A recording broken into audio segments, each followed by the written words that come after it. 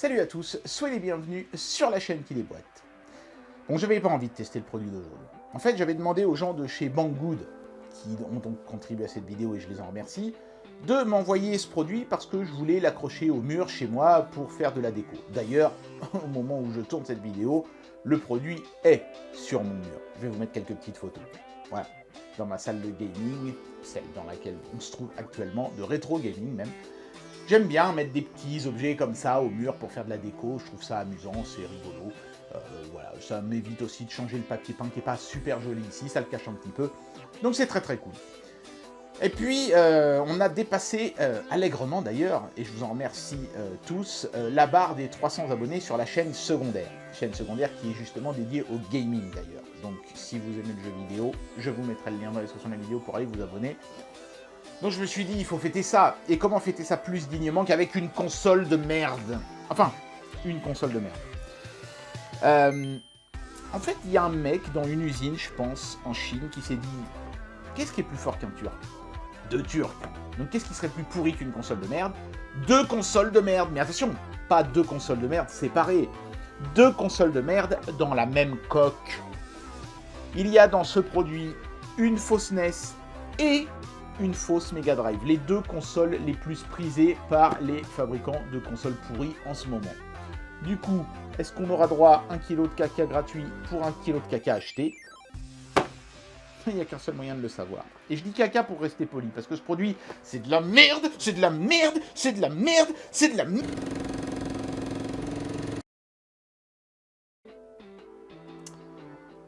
Désolé. C'est parti pour le test.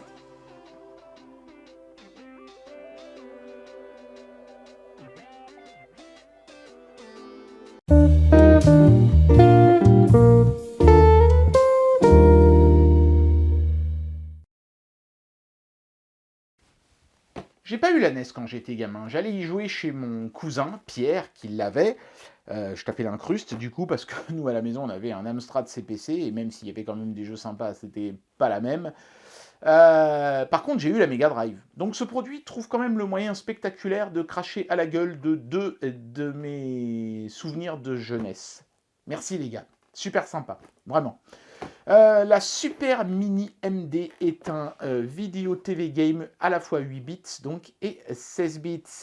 Et ils disent qu'il y a une cartouche offerte dans le package, ce qui est un mensonge total. Il n'y a absolument aucune cartouche nulle part. En fait, les jeux sont directement intégrés dans le produit. D'ailleurs, c'est marqué là, juste en dessous. Donc les mecs, ça ne les dérange pas de marquer un truc. Et exactement l'inverse, 3 cm en dessous.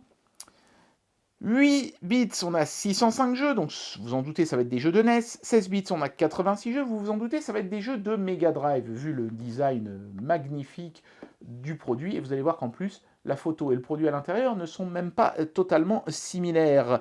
On a deux manettes à 9 broches, hein, c'est-à-dire en DB9, hein, c'est ça qu'ils ont voulu dire.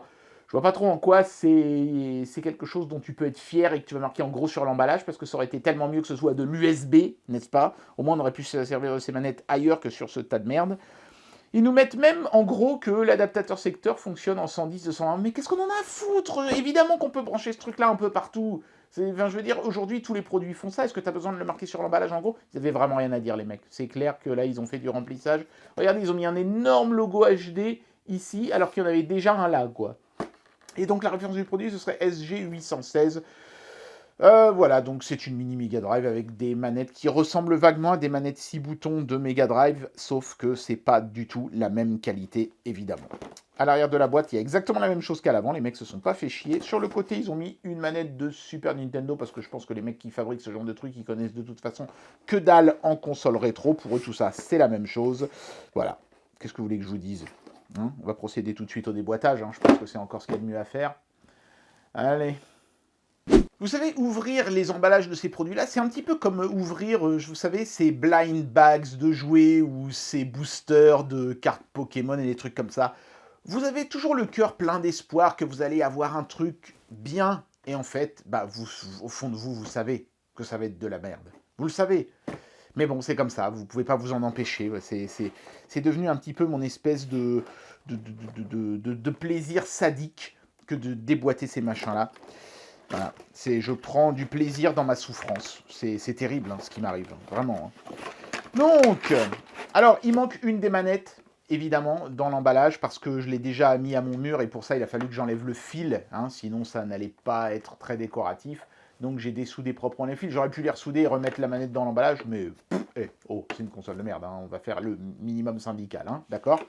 Donc, nous avons dans la boîte la petite notice, le user manual, ou plus exactement le user menuet, parce que les mecs, ils sont pas foutus sur le plus gros texte de voir qu'ils ont mis une putain de coquille, alors que sur le tout petit texte, en revanche, il n'y a pas de problème.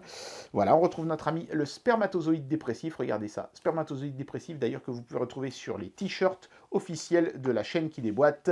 Allez voir dans l'onglet boutique de la chaîne. Tiens, je vais vous mettre une petite photo du t-shirt spermatozoïde dépressif. Voilà. Il y a même notre ami la poubelle barrée. Tiens, j'ai pas encore fait un t-shirt sur celle-là, faudrait que j'y réfléchisse. Bon, comment dire, ils auraient pu ne pas la mettre, la notice. Franchement, ça sert à rien. Mais ils ont fait un effort pour dessiner la prise de courant en 3D. Hein. Ouais, franchement, bel effort. Bravo les gars. Donc, on a la console en elle-même. On va y revenir dans un instant. L'adaptateur secteur, si vous avez envie de déclarer un sinistre à votre assurance et de vous faire reconstruire une maison toute neuve, ça peut être intéressant parce que c'est à peu près sûr que ça va foutre le feu. C'est toujours les mêmes merdes qui pèsent rien, qui sont complètement vides. Je me suis amusé à le démonter, je ne vais même pas vous faire l'affront de vous montrer, mais les broches ici sont emboîtées dans des bouts de ferraille. Ça doit chauffer, ça doit être hyper résistif, c'est vraiment de la daube. Par contre, le câble est long, comme quoi, des fois ils arrivent à mettre des paillettes sur du caca, c'est bien. Et donc les manettes, alors là, vous n'en verrez qu'une du coup, mais elle est encore dans son sachet d'origine, regardez-moi ça. Ah là là. C'est comme déballer un jouet de Noël que tu voulais pas du tout, et même que tu espérais ne pas avoir, mais tes parents ils te l'ont quand même acheté parce que c'est des sadiques. Voilà. Je crois que les gens qui fabriquent ces machins-là sont vraiment des sadiques. Hein. Bon, en toute sincérité, la manette, c'est pas la pire que j'ai jamais vue de fausse manette Mega Drive. Elle a quand même une certaine rigidité. J'arrive pas à la tordre ou à la faire craquer. Donc ils ont mis un plastoc pas trop mauvais. Par contre, ça s'arrête là les compliments. Hein. La croix directionnelle, je sais pas. Vous entendez le bruit qu'elle fait? Ça me rassure pas, c'est trop raide. Elle est légèrement de biais en plus, si vous regardez bien. Là, je tiens la manette droite, on voit bien que la croix elle est comme ça, quoi. Elle n'est pas droite. C'est étrange. Du coup, quand vous essayez d'aller à droite, en fait, vous faites un haut droite au lieu d'aller juste à droite. C'est complètement con. Le bouton Start, ça va, il n'est pas caoutchouteux, c'est du plastique rigide, étonnant. Oh, les boutons, c'est de la daube. Hein. Regardez, quand j'appuie sur C, le bouton A bouge. C'est n'importe quoi. Non mais, sans déconner. Les boutons X, Y, Z, le bouton Y. Écoutez le bruit. Attendez, je vais mettre près du micro parce que j'appuie sur Y. Hein. Vous entendez le bruit de merde que ça fait quand même. On est bien d'accord que c'est pas normal, ça. C'est dommage parce que j'avais presque envie d'y croire. La manette me semblait pas trop mal. C'est pour ça d'ailleurs que je l'ai laissée à mon mur. Hein. Elle fait l'illusion. Mais c'est tout quoi, c'est juste une illusion. Cette manette, c'est un putain de mirage en fait. De la même manière que la manette faisait illusion, la console n'est pas si laide que ça. Hein. Franchement, on a des portions de plastique mat, des portions de plastique brillant. La différence avec le produit qui était sur l'emballage, c'est que moi, le bouton Power, il est rouge, et je crois que c'était le cas d'ailleurs sur les machines japonaises. Les machines européennes avaient un bouton, je crois que celui-ci, il était blanc et celui-ci bleu. Et les versions américaines, c'était tout noir, il me semble. Hein. Donc les mecs ont trouvé le moyen quand même sur l'emballage d'avoir tout faux niveau couleur, mais d'avoir à peu près bon pour une machine japonaise sur le produit en lui-même. Donc, la console, ma foi, elle fait plutôt le taf. Alors faites pas attention au trou ici, hein. C'est moi qui l'ai fait pour pouvoir accrocher le truc au mur, il n'y était pas d'origine. Mais non, ça va, c'est quand même globalement plutôt propre, il faut bien le reconnaître. On a une sortie HDMI, donc on pourra se brancher facilement aux écrans modernes, mais ça ne veut pas dire que vous aurez une bonne qualité d'image. Hein. Ne croyez surtout pas ça, vous allez voir dans un instant ce que ça donne. Ça se branche en micro USB, c'est très bien, comme ça je pourrais utiliser un autre adaptateur que la merde qu'ils fournissent. Ils disent dans la notice, hein, n'utilisez pas un autre adaptateur. Oui, bah tiens, tu crois que je vais utiliser ta merde qui va foutre le feu chez moi, t'es fou toi. Par contre, pas de branchement pour le méga CD, et ça, c'est honteux. Vraiment, moi je voulais un méga CD chinois. Je rêve de ça, d'un mini méga CD chinois, il nous le faut quoi. Sortez-nous ça les gars, je sais pas, trouvez un moyen de le relier quelque part. Voilà, il nous faut un méga CD chinois. Si quelqu'un me trouve un mini méga CD chinois qui peut aller sur cette fausse mini Mega Drive, même un mini méga CD 1, hein, ça serait pas mal. Hein. Je sais pas. Voilà. Peut-être que les faux mini méga CD qui font prise HDMI, machin truc, là, seraient de la bonne taille. Mais en tout cas, bon. Sur le plan purement visuel, le produit est pas trop moche. Donc, le port cartouche, il s'ouvre pas. Hein. Il disait qu'il y avait une cartouche fournie dans l'emballage, c'est du pipeau. Ben, les jeux sont intégrés dedans, vous vous en doutez, ça va être toujours ces mêmes ROM hack merdiques. Mais il y a des jeux Mega Drive. Alors, branchons cette chose à un téléviseur et regardons un petit peu les jeux de plus près. Oh putain, j'ai peur.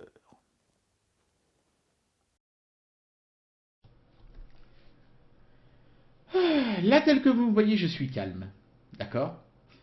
Je suis très calme même. Mais je suis mort à l'intérieur en fait.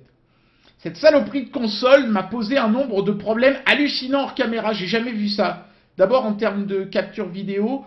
Sur ma télé, dans mon home cinéma, c'est pour ça que je suis pas là d'ailleurs au moment où je fais cette séquence, ça fait une image absolument immonde. J'ai l'impression de regarder Canal+ encrypté dans les années 80.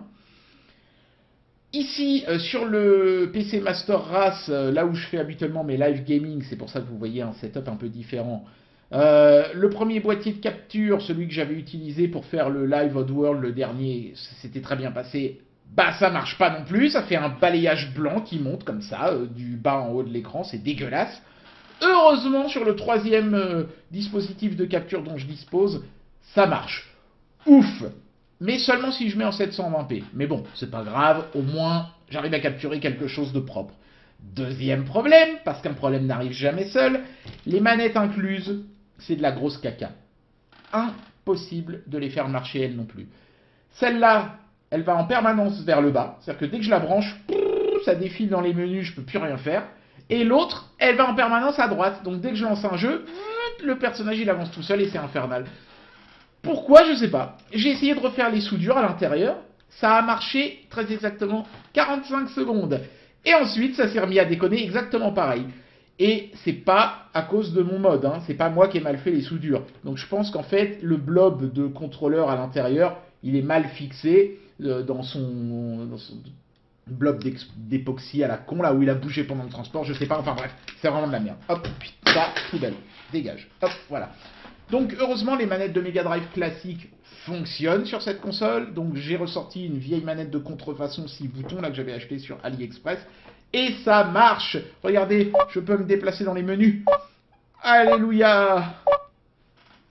Le son gueule fort, mais bon, au moins on entend bien. Je vais me mettre en anglais, hein. La torture sera suffisante comme ça. Et donc on a le choix immédiatement entre les jeux sur console 16 bits, donc les jeux Mega Drive, et les jeux 8 bits, donc les jeux NES. On y va d'abord pour la NES, on va faire le meilleur pour la fin. Et voilà, donc on retrouve nos habituels sempiternels ROM hack de merde, comme Contra 24 en 1, Super Contra 8, des trucs qui n'existent même pas. Est-ce qu'on a Super Mario 14 ou je sais pas quoi pour le moment? Ouais, voilà, ils sont là, 9, 10. C'est toujours pareil, alors on va se lancer un petit contrat, histoire de... C'est un peu le maître étalon désormais, hein, des consoles de merde 8 bits, hein, contrat, donc on y va. Voilà, bon. Au moins là, c'est marqué clairement, par exemple, ça veut dire contrat avec 30 vies, j'imagine. Donc le Konami Code est pré-lancé en fait. Bon, on va jouer au contrat de base. Le contrat de base. De Messmaker serait fier. Alors, pour ceux qui n'ont pas la référence, c'est dans Gaston Lagaffe. Vous savez, de Messmaker, c'est le mec qui signe les contrats. Contrat! T'as compris la blague? Les contrats! Signer les contrats. Tiens, c'est marrant, le son était hyper fort, puis après, plus du tout. Ah, c'est bon, il est encore à nouveau hyper fort. Yes. Bizarre le son, hein. Il chie dans la colle. Hein. Alors, par moments ça va, par moments le son il est étouffé. C'est le festival des mauvais contacts, j'ai l'impression, cette console. Bon, au moins c'est fluide. Ça a l'air d'être en 60 Hz. Donc c'est les boutons A et B, c'est logique. Ah, par contre, c'est en 16 neuvième tout déformé et ça, on peut rien y faire. Allez.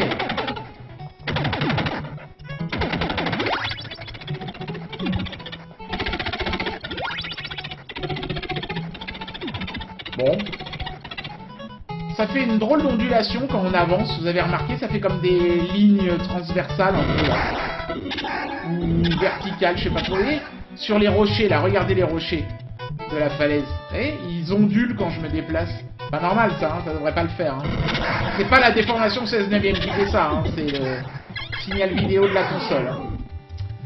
Ça démarre mal cette histoire. On va essayer un autre jeu. T'as peut-être pas de chance avec celui-là. Hein.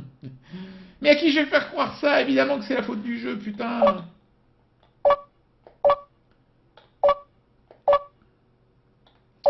Bon, qu'est-ce que je fais? Je fais un Mario Bros. Parce que tout le monde connaît ce jeu-là, donc ça servira de référence à tout le monde. Puis après, on se fera un petit ROM hack pour rigoler. Ok. Pour le moment, ça va. L'écran titre s'affiche. C'est pas toujours le cas. Oula. Ah ouais, on est sur cette version où la musique va trop vite. Et le jeu aussi, d'ailleurs. Oh putain. C'est la fameuse version de Mario piment dans le cul. De l'eau. Oh, la musique. Oh, la musique. Quelle horreur. Et remarquez, pour les speedrunners, c'est le rêve, hein, cette version-là. Hein. Allez, j'essaye de faire le niveau 1.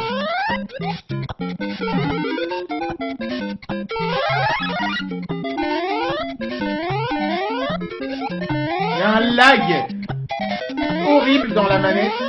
Mais attendez. Allez, les brigands, ils ont enlevé la vie. Il y a une vie ici, normalement. Ils ont enlevé ma vie. Rendez-moi ma vie. Première fois que je vois un Mario, il manque des trucs dans le jeu, bien.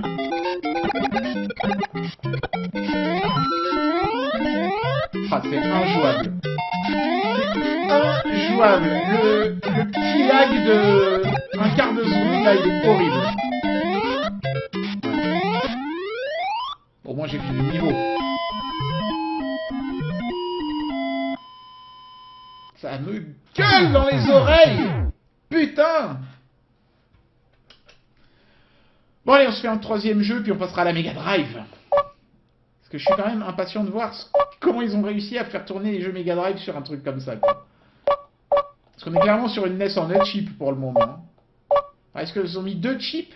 Un de NES et un de Mega Drive? Et le menu est capable de passer d'un chip à l'autre? Ce serait étonnamment sophistiqué pour un truc de merde comme ça.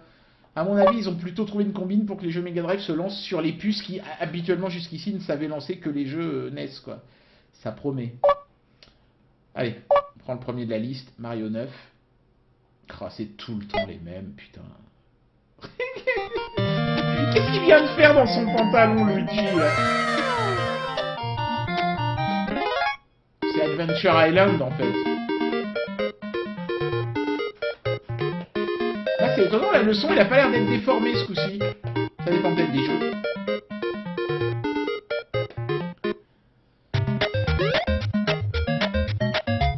Je comprends pas pourquoi faire ça, en fait. Pourquoi pas laisser le jeu d'origine? Ils se disent, plus il y a de jeux Mario, et plus ça va se vendre, nos merdes.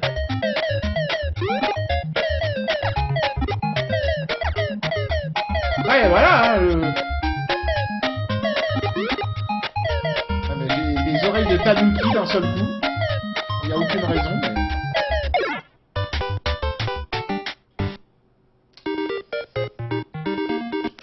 C'était grandiose.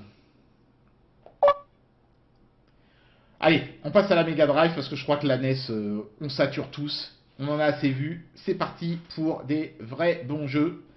16 bits, comme on aime. Je dis pas que les jeux NES sont pas des vrais bons jeux, attention, mais pas sur cette console-là en tout cas, voilà. Oh, regardez, ils ont mis des grands classiques dès le début. Streets of Rage, Sonic, Golden Axe.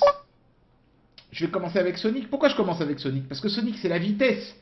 Et je suis presque sûr que ce truc ne sera pas capable de faire tourner un jeu vite. Donc, allez, on va voir. J'espère me tromper, mais... j'y crois pas. Ah la vache, c'est fort! Je pourrais baisser le son, mais je veux que vous souffriez autant que moi, d'accord? En tout cas, les écrans sont complets. Ils ont pas enlevé le logo Sega, ce coup-ci. Oh la vache! framerate de merde. Je suis en 10 frames secondes là. Oh, c'est dégueulasse. Ah non. Le son des rimes me perce les oreilles, putain.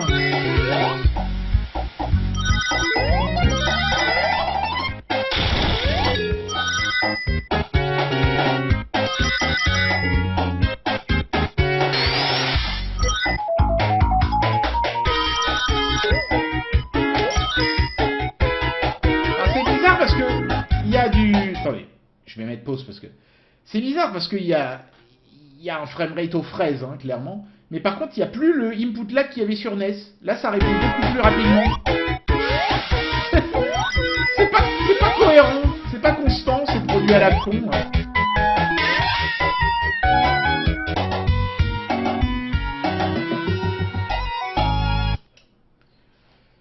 Bon. C'est à chier. Hein. Après, Sonic, c'est sûr que quand t'as un framerate de merde, ça se voit tout de suite. On va essayer un autre jeu quand même. Allez, on va prendre, bah tiens, Street of Rage. Grand classique. C'est-à-dire, faut faire gaffe de pas appuyer sur A, sinon t'envoies direct le super pouvoir. Ah, là, le son, il est à nouveau étouffé. Ah, je me disais, zut alors. Chouette, le son de merde est revenu. Cette ville était autrefois un endroit heureux et un jour, un puissant syndicat du crime a pris les commandes.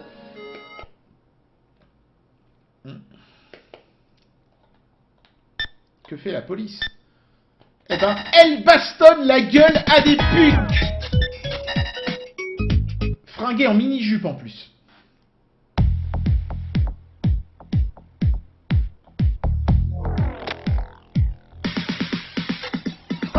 Avec le framerate, j'ai l'impression de faire du patin à glace. Ah, c'est dégueulasse. Ah, c'est dégueulasse. C'est dégueulasse, mais bon, c'est pas trop mal émulé, hein, pour une puce qui, normalement, devrait faire que des jeunesses. Et alors, si j'appuie sur A, hop, mes copains CRS tirent au bazooka dans la foule.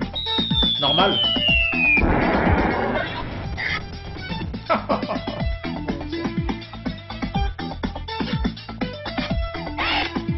J'avais oublié qu'elle mettait autant de temps à sauter le personnage.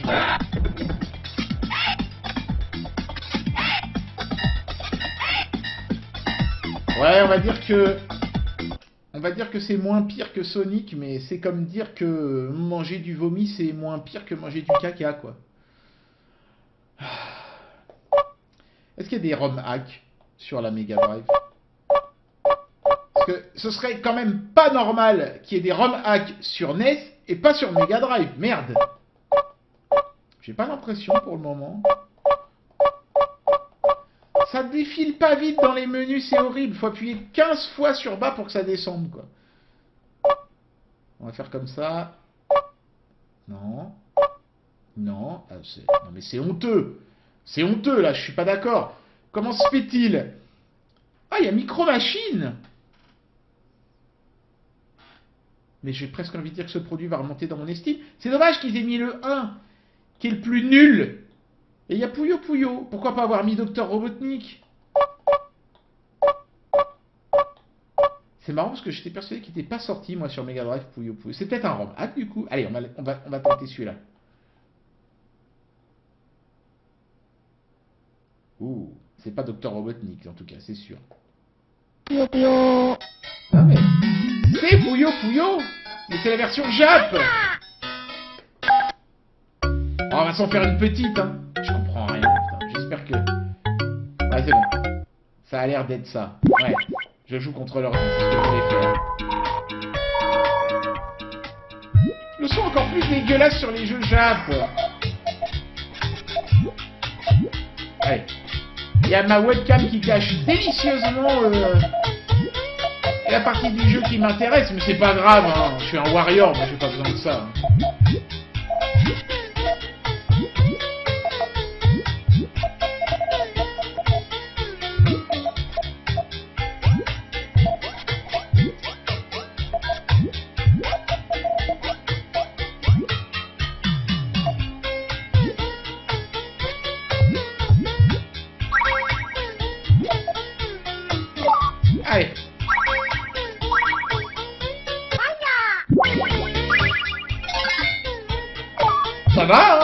Sur les jeux comme ça, le framerate, on le remarque plus. À la rigueur, ils auraient mis que des jeux comme ça. Les mecs, ils auraient pas été trop cons. Ils auraient été un tout petit peu connaisseurs en jeux vidéo. Ils pourraient s'en sortir, finalement. C'est parce que c'est des abrutis qui font ces consoles-là aussi.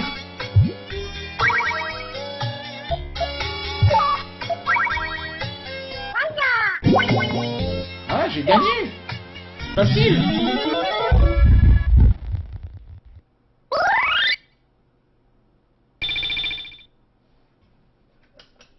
Je vais me faire un dernier jeu Mega Drive et on va arrêter la torture ici, hein, parce que... Comment dire? Je crois que noir c'est noir, il n'y a plus d'espoir. Hein. Bah, et je vais me faire un micro-machine, parce que c'est juste trop bien les micro-machines, quoi. Mais c'est le premier micro-machine pour de vrai. Incroyable. Par contre, ce jeu avait déjà des musiques à chier. Le 1, hein, le 2, elles étaient bien. Alors avec cette console à la con qui me braille dans les oreilles, c'est encore pire.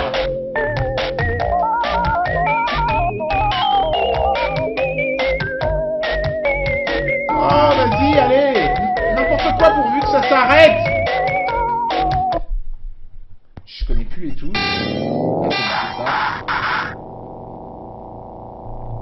Ah, par contre là, le 16 neuvième, comme on fait des rotations, c'est particulièrement pénible. Mon bateau, il est 2 fois plus long à l'horizontale qu'à la verticale. J'ai gagné. Super. Bonne surprise. C'est une bonne surprise de voir ce jeu-là dans une sélection de jeux de console de merde. Mais bon, ils auraient pu mettre le 2, quoi. Quitte à mettre un micro-machine, pourquoi tu mets pas le 2? Il est juste 100 fois mieux que le 1. Ils y connaissent que dalle, les mecs. Je suis même étonné qu'ils aient mis un micro-machine pour commencer. Ah, y a pas le 2. Hein. Ah, quel dommage. Punaise. Bon, allez, je vais prendre un dernier jeu complètement au pif. Allez, celui-là. Complètement au hasard. Je sais pas ce que c'est. Je connais pas ce jeu.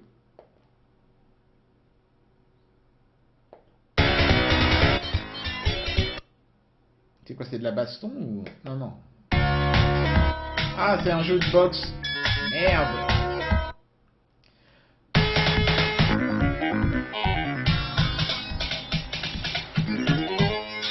Oh, c'est pas mal fait graphiquement, hein.